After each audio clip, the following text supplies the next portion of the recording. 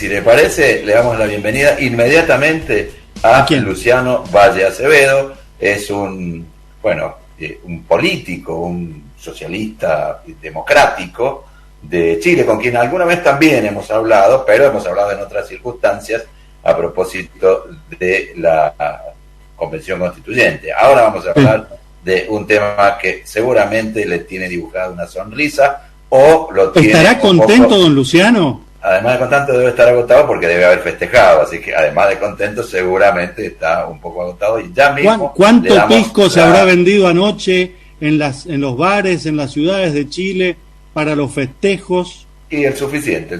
Suficiente para estar contentos y alegres como nosotros. Exactamente. Bueno, lo vamos a escuchar atentamente. Le decimos que desmutee el micrófono a Luciano Valle Acevedo, así nos ponemos ya en contacto. ¿Cómo le va, Luciano? ¿Cómo le va? No lo escuchamos porque tiene el micrófono apagado. Ahí tiene que tocar la... Quítele esa raya de prohibición. Ahora sí. De que estaba escuchando la última parte de la conversación anterior que tenían. Interesante. Bueno. Sí, estará contento. Estará contento, don Luciano. Sí. En la política hay que buscar siempre mantener una cierta equidistancia entre la euforia y la depresión, ¿no? Porque en la vida también son momentos aciagos algunos, otros de mucha alegría, y hay que intentar razonar lo más fríamente posible sobre las cosas. Fue un gran triunfo de las fuerzas democráticas el de ayer en Chile, que tiene, en mi opinión modesta, dos significados fundamentales. Uno es, como diríamos en chileno coloquial, el paralé de la inmensa mayoría de la población a los resabios conservaduristas y refractarios a todo tipo de transformaciones por parte de la derecha más conservadora y en general la derecha chilena.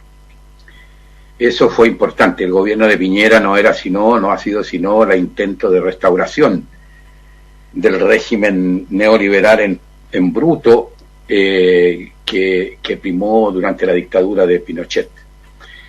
Y las propuestas de Kast obviamente apuntaban en afianzar y en consolidar dichos principios, dichos valores, dichos enfoques. No solo en materia económica, sino también en materia político-cultural, y eso también es muy importante. Y es doblemente valorable este paralé, no sé si se me entiende bien la idea, porque en los resultados de las elecciones legislativas las señales fueron confusas. Claro. De hecho, salió primero el candidato de la ultraderecha.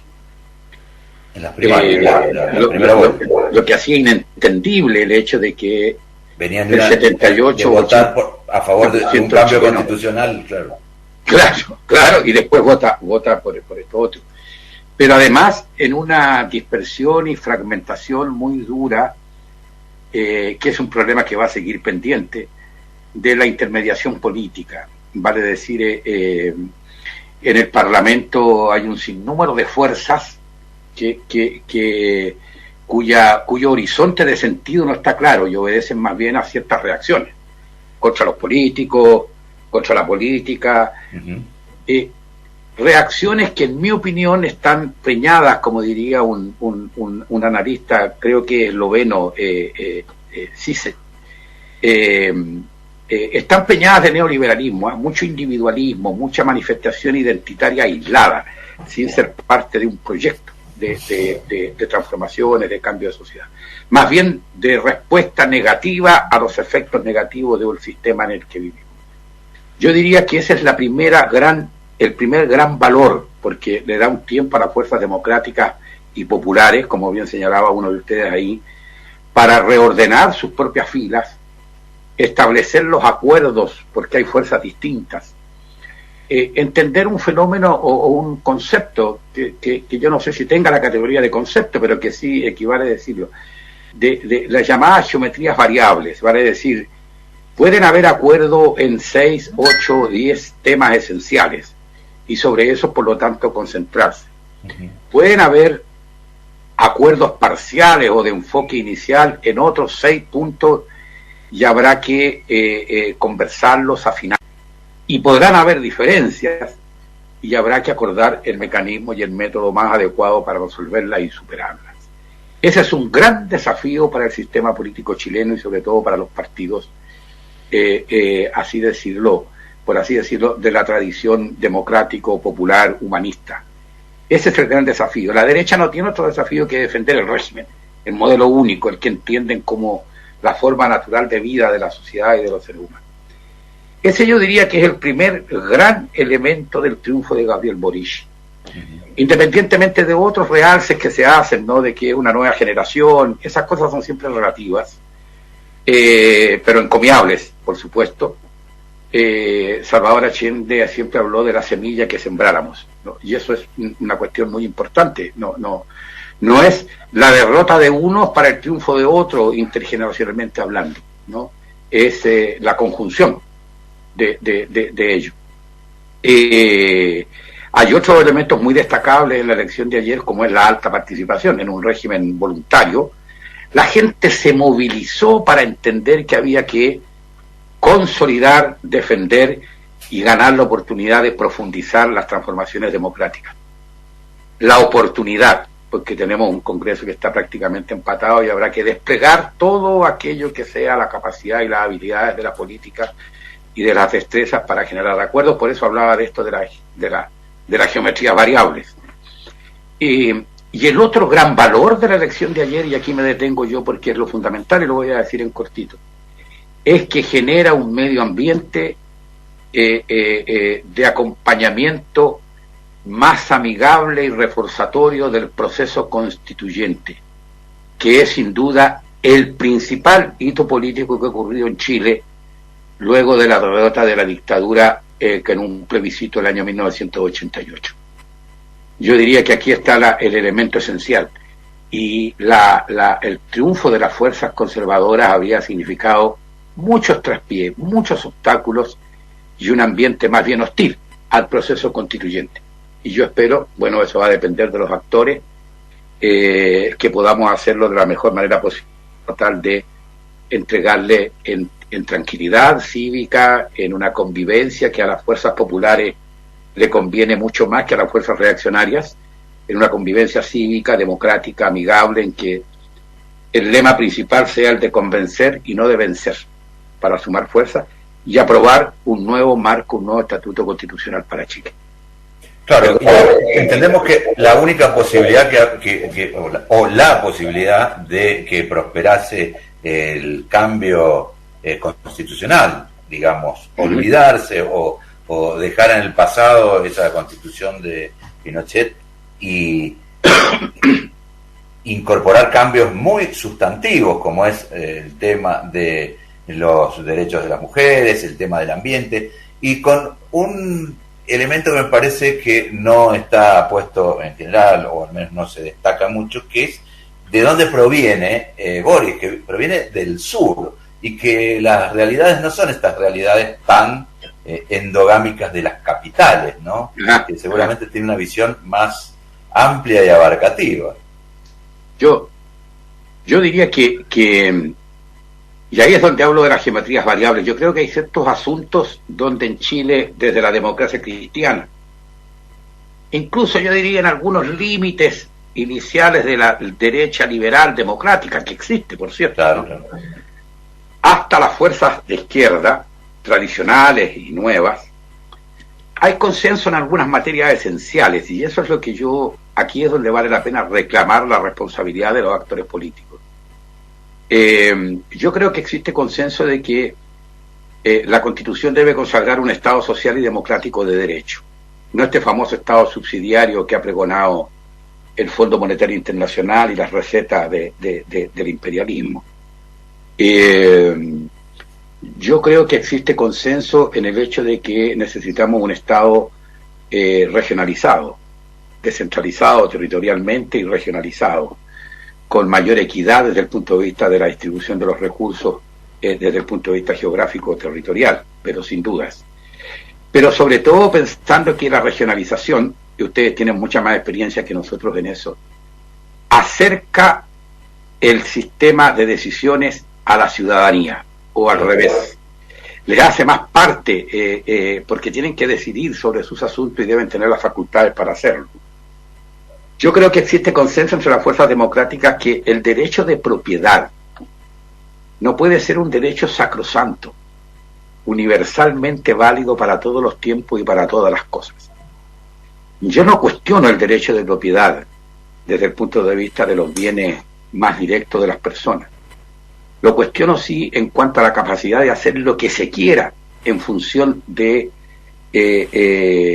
los afanes de lucro o de ganancias. Sí, porque las afectaciones son para el prójimo también. Tiene que tener los límites, ¿no?, de la libertad efectiva de los demás.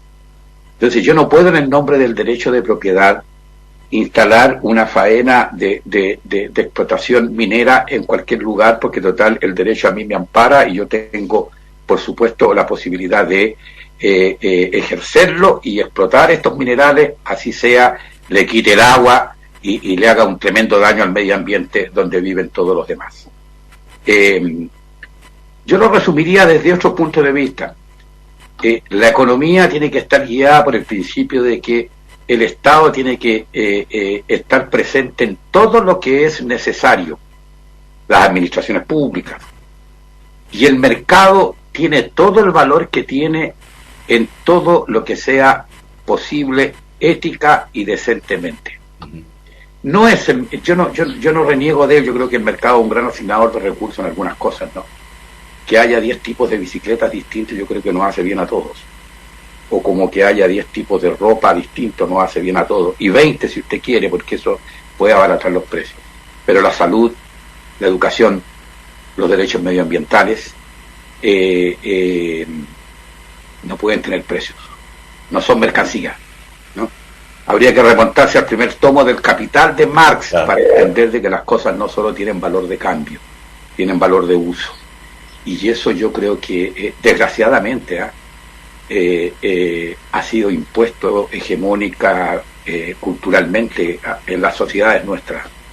Fíjese que yo resaltaría otro elemento en la futura Constitución, que el hecho de que estos derechos que hablábamos, de educación, a la salud, tema del medio ambiente, deben ser derechos de ciudadanía, consagrados como obligación del Estado de asegurarlos.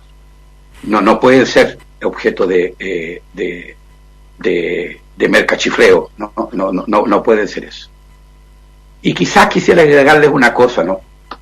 Yo espero que las opciones populares, democráticas, nacionales, que ven cierta luz en la raigambre latinoamericana de nuestros pueblos, se afiance. Yo veo con interés, evidentemente, los procesos que van ocurriendo en América Latina, y la verdad es que gobiernos de una cierta sintonía de defensa esencial de la dignidad de sus sociedades, de sus pueblos, y de búsqueda de autonomía efectiva, real, se hacen más fáciles con gobiernos democráticos, populares y progresistas. Los otros no, los otros son simples, me van a perdonar, yo no tendría por qué referirme a esto, pero cuando uno mira una cierta injusticia, a lo mejor voy a estar en desacuerdo con ustedes. Alguien endeudó a la Argentina en algo así como 46.000 millones de dólares, ¿no? Sí. Con el Fondo Monetario Internacional. Sí, un crédito a sola firma, sin pasar por el Congreso. Y yo no había visto cantidades tan grandes.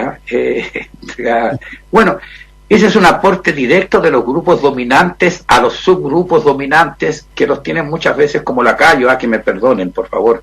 Pero sí, yo lo hablo desde un punto de vista de patriota, y de patriota desde el punto de vista de entender algo que no sé si alguna vez lo conversaba con ustedes. Nuestra América es indo-hispano-afro-lusitana. No es solo latina, y entonces es un ser propio con identidad, y tenemos que valorarlo mucho. Y entonces, claro, hoy día es muy fácil en el discurso de la derecha chilena hablar del desastre económico de la Argentina. Me topo siempre con algunos abogados, algunos propagandistas de las posturas de la derecha en radios, qué sé yo, en fin, y donde hablan de esto y se les olvida el crédito, y se les olvida la forma leonina en que eso se hizo, al margen de la soberanía misma del pueblo hermano, digamos. Eso es. Entonces, yo creo que el triunfo de Gabriel Boric es también un bálsamo, una contribución a estos esfuerzos que tenemos que hacer como indo-hispano afro-lusitano, si ustedes me permiten el término, que no es mío, es de un gran historiador peruano. Luciano, nos tenemos que ir. Así lo entendemos. Le agradecemos también a Ulises Moyano que hizo esta vinculación. Un gran saludo para ellos. Un gran saludo a ustedes y que les vaya muy bien en todo caso, ¿no? Bueno, nosotros lo felicitamos y le agradecemos también, porque la elección de los chilenos nos da tranquilidad como país y sabemos que tenemos un destino común los dos pueblos. Lo tenemos. Tenemos 4.200, creo yo, kilómetros, ¿no? Que nos unión. Muchas gracias, Luciano. Hasta pronto. Hasta luego, a la orden. Gracias. Bien, bueno, le agradecemos Estoy tomando té, no pisco, por favor. Está autorizado a festejar, Bueno, gracias, luego. Bueno, muchas